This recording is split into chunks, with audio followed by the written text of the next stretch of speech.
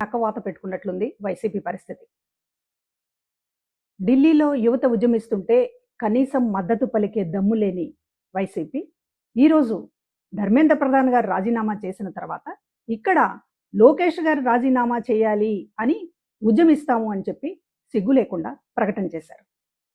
ఎందుకు ఈ మాట అంటున్నాను అంటే, డిఎస్సి మీద వైసీపీ చేసినటువంటి ఆరోపణలకి విద్యాశాఖ ఇచ్చినటువంటి అధికారులు ఇచ్చినటువంటి సమాధానానికి కానీ, లోకేష్ గారు ఇచ్చినటువంటి ఛాలెంజ్కి కానీ, ఆ పార్టీ నుంచి ఎవ్వరూ ముందుకొచ్చి దాన్ని స్వీకరించి మేము ఇప్పటికీ కూడా డిఎస్సి అవకతవకల మీద కట్టుబడి ఉన్నామని ఇప్పటిదాకా చెప్పకుండా దాని మీద అసలు ఉద్యమమే మర్చిపోయి అటకెక్కించి డిఎస్సి మీద తాము చేసినటువంటి ఆరోపణలని ప్రజలు ఇందులో పసలేదని తెలుసుకున్నారని గ్రహించి వెనక్కిపోయి అసలు ఆ విషయాన్నే మర్చిపోయి ఇవాళ ఢిల్లీలో ఒక యువత ఉద్యమం సక్సెస్ అయిన తరువాత ఆ క్రెడిట్ని ఏదో చోరీ చేయాలి అని చెప్పి ఇక్కడ ఏపీలో యువత ఉద్యమిస్తాము, వైసీపీ ఉద్యమిస్తాము, లోకేష్ వెంటనే రాజీనామా చేయాలి, ధర్మేంద్ర ప్రధాన్ రాజీనామాకి లోకేష్ రాజీనామాకి లింకు పెట్టి ఇవాళ ఆంధ్రప్రదేశ్లో ఒక విచ్ఛిన్నమైనటువంటి రాజకీయాన్ని చేయడానికి